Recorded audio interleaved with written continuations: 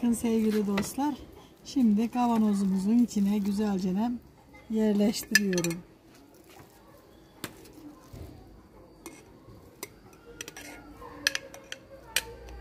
Şöyle size sosuyla beraber göstereceğim. Hani domateslerimizin kabuğunu soyup doğradık.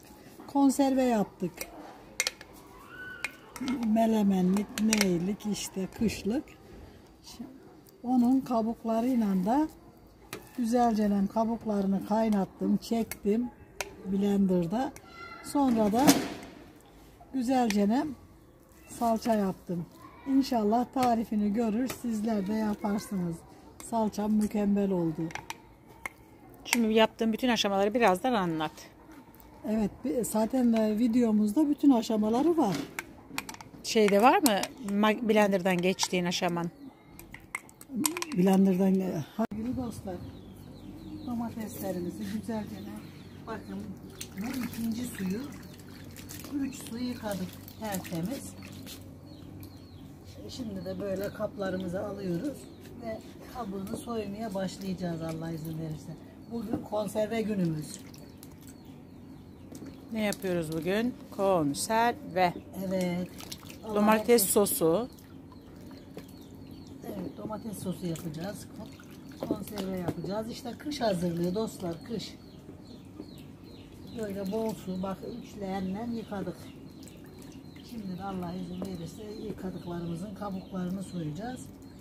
Sevgili dostlar, bakın hele eskiden biz pamuk toplarken böyle 3 tane çıktığında ağaya giderdik, derdik ki eşeğimizi yükle derdik. İşte bunun adı eşek. Ağa da bize benim tarlam çok verimli olmuş diye bahşiş verirdi. Ne kadar güzeldi o günler. Şimdi çok özlüyorum. Dilek Hanım, lütfen sen de bize bahşiş verir misin? Bak ağa sensin bugün. Bugün ağa benim. Görüşürüz dostlar. Size iş bitiminde güzellik sunacağım. Kameradaki herkes de görsün. Hadi bakalım. Şimdi kusura bakma, ayaklarım ağrıyor. Gibi. Bıçağımızı elimize aldık mı Bismillahirrahmanirrahim deyip başlıyor. Şu mübarek de böyle sallanmış önüme. Vallahi keseceğim seni ha. Şöyle güzelce soyuyoruz dostlar. Kabuğunu. Ben salça çıkaracağım için kabuğunu çok ince doğramıyorum. Ama siz eğer salça yapmayacaksanız lütfen benim gibi benim kadar merhametsiz davranmayın domateslere. Anne ben o kadar ince doğrayamam. Sen salçalık bile dediğin halde ben o kadar ince doğrayamam. Bakın dostlar böyle kabuğunu soyup buraya atacağız. Sonra da doğrayacağız ve kaynatacağız. Dostlar salçamız kaynamaya devam ediyor bakın. Ne yapalım? Böyle güzelce kaynatalım ki çabucak kurusun. İnşallah salça olduğunda göreceksiniz. Çok güzel bir salçam olacak. İşte kabukları değerlendirmenin yönü bu. Allah hepimize kolaylıklar versin inşallah. Sabah çok erken olduğu için yüksek sesle konuşmuyorum dostlar. Sesimi duymuyorsanız lütfen birazcık internetinizin sesini açın. Çünkü sabah erken daha. Görüşmek üzere.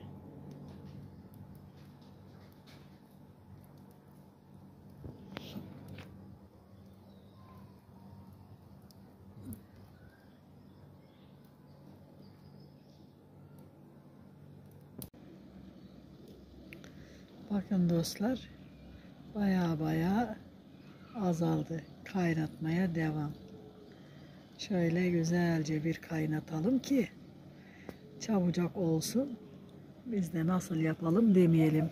Yalnız sizden bir ricam, bu kıvama geldiğinde biraz sık karıştırın. Bakın baya koyuldu, tabii buharından görebilirsek dostlar. Bu kıvama geldiğinde sık karıştıralım çünkü çabuk dibine tutar. İnşallah şöyle bir 10 dakika daha kaynattığımda kaldıracağım. Altı yavaş yandı mı hemen o da yavaşlayıveriyor dostlar. Onun için ne yapıyoruz? Altını sürekli böyle çalılarla ölçeriyoruz ki zorda kalmayalım. Bakın kazanımız yine de kaynıyor. Altı az da yansa kömürlerin sıcağı yetiyor yani. İnanın tüpten daha güzel kaynıyor. Tamamen bittiğinde görüşürüz. Çekememişsin bile dostlar, bakın. Ay, kızım yok. Acemi işi bu, acemi. İşte harika bir domates kabuğundan salça yaptım. Birkaç günde tepside kuruduğunda olacak inşallah. Bakın işte böyle. Artık altını söndü. Altı yanmıyor dostlar. Sadece tütüyor ve o dumanları da yapmaması için şimdi çalıları çıkaracağım. Görüşürüz.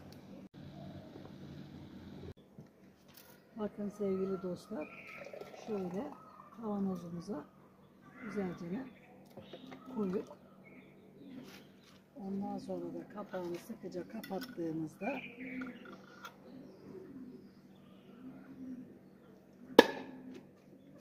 şöyle harika domatesin kabuğundan da harika bir yemek sosumuz ne oldu? Elde ettik. Sadece salça değil. Gerçekten çok güzel olacağına inanıyorum ben. Hazırca sos. Dolmalarımıza, ne bileyim sulu yemeklerimize,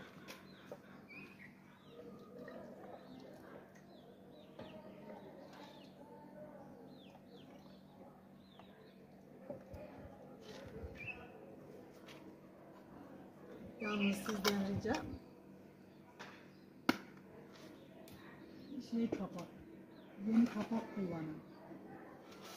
Ya konservelerimiz soğuyana kadar mümkünse ne yapalım? Benim konservem kayboldu. Dostlar, kapağımı kaybettim. Yani ben kapağımı nereye koydum lan? Hah, orada.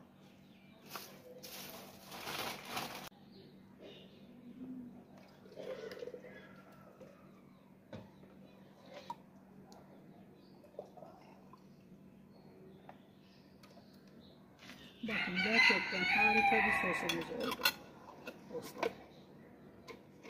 Salçamız kuruduğunda görüşürüz. Dostlar, bu kapakları ben o kadar uzun oldu ki alalı. Vay. İşte bahçede yaşamanın en güzel yollarından biri.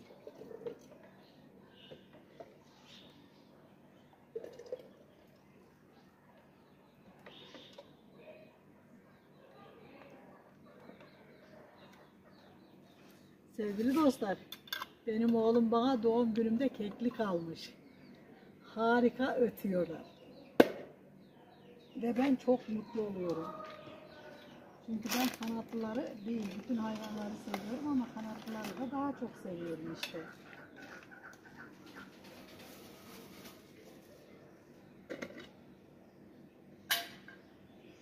Şimdi bunu da doldurdum mu? Şöyle bir karıştıralım ki yanmasın. Dostlar, altında ateş yanmıyor belki ama kömürün sıcaklığı hala kaynatıyor sosumuzu. Size iki tarif birden, hem salça hem de harika bir sos nasıl hazırlanır gösterdim. İnşallah sizler de yapar, güzel güzel yersiniz.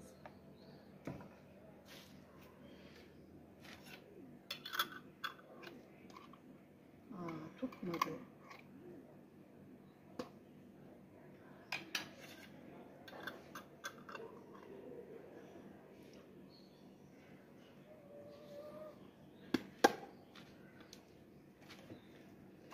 Tamam. İşte bitti dostlar. Görüşürüz salçamız olduğunda.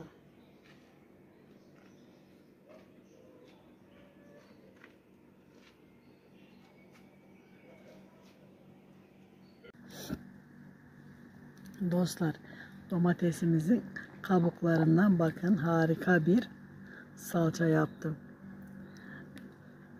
Şöyle ocağa koyup güzelce kaynatıyorum. Neden kaynatıyorum biliyor musunuz dostlar? Çabucak kuruyu versin diye. Eğer biraz kaynatmazsak zor kurur.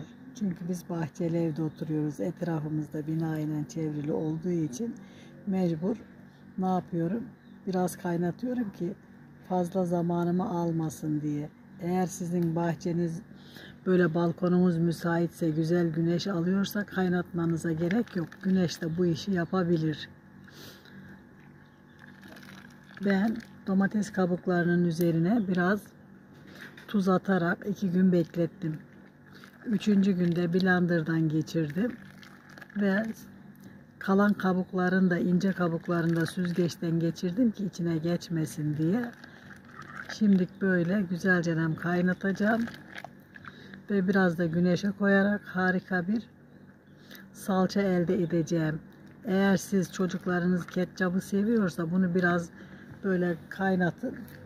Biraz koyulaşınca da kavanozlara koyup sos olarak da kullanabilirsiniz. Yani illa salça yapmak zorunda değilsiniz. İnşallah salça olduğunda da sizinle görüşeceğiz dostlar. Görüşmek üzere. Domatesimizin kabuğunu ne yaptığımızı soruyordunuz.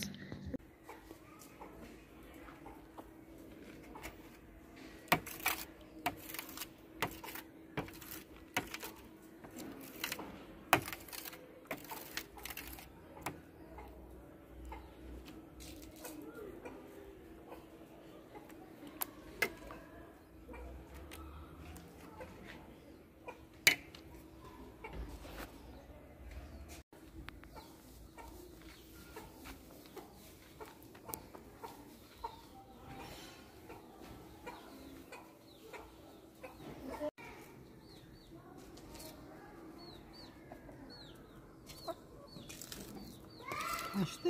Tabii ki de. Bakın dostlar.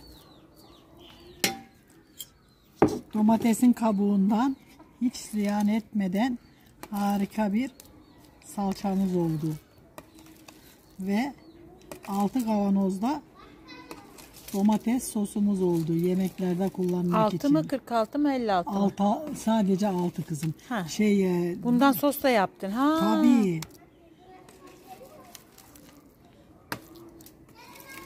Yani hiçbir şeyi ziyan etmemiş etmedik. olduk. Ay çok güzel kurumuş, hatta fazla kurumuş biraz. Ama genel olarak iyi kurumuş. Hani şöyle iyicene karıştırırsak kenarların çok kurumuşlar içine karışır ve güzel olur dostlar. Gene var 1,5 kiloya yakın herhalde salçamız. Bu sene un tarhanası yapmadık. Bol bol Evet, maalesef. un çorbası içeceğiz. En lezzetli. Gene de yapabilirim, hiç belli olmaz. Ben un tarhanasını seviyorum. Un tarhanasını başka kim seviyor? Sen seviyorsun, ben seviyorum, çocuklar seviyor, hepimiz seviyoruz. İstanbulspor. Evet, Merve Gül seviyor. Evet. Şu sütçü Fatma bana süt getirirse yapmayı düşünüyorum dostlar, sessizce durduğuma bakma. Ya biz çorbasız duramayız ama. Evet, çorbasız olmaz. Bakın sevgili dostlar, şimdi kavanozumuzun içine güzelce yerleştiriyorum.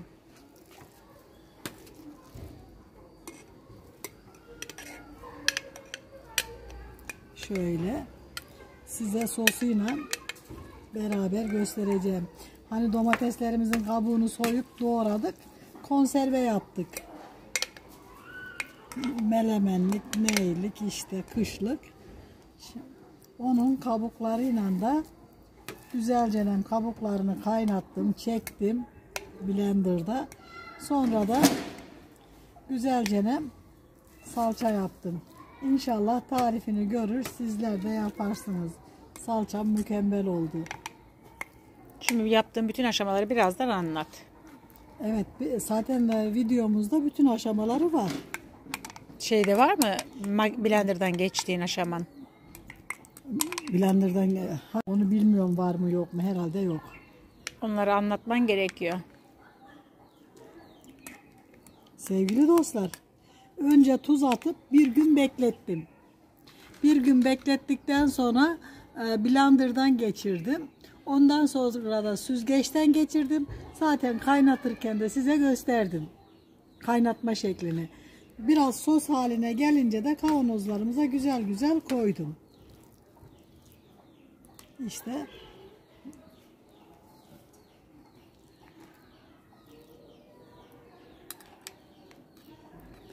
bu kadar, bu doldu. 1,5 kilodan fazla gelir bu bence. Çekiyor mu? Evet. Çekme bence, yeter. Üç.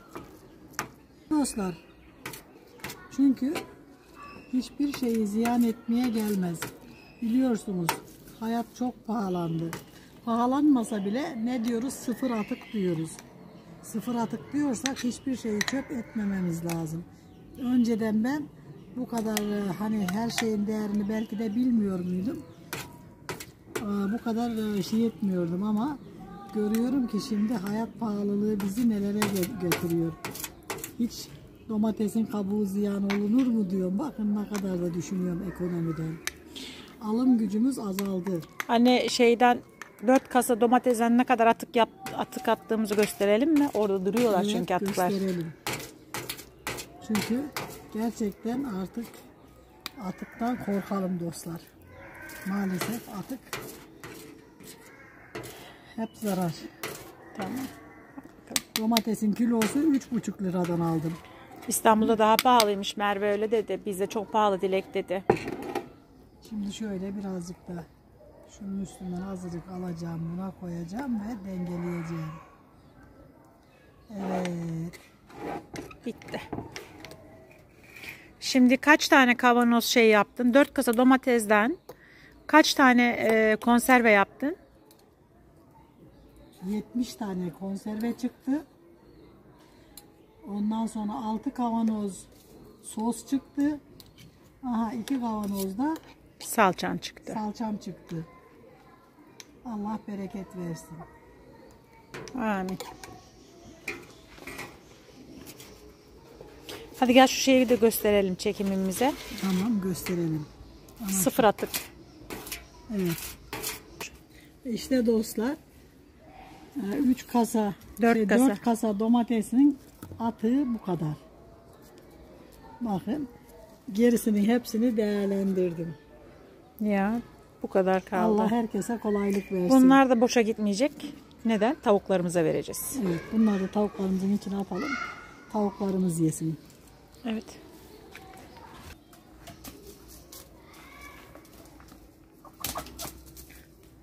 Böylelikle de bitti. Şimdi ver mesaj anneciğim.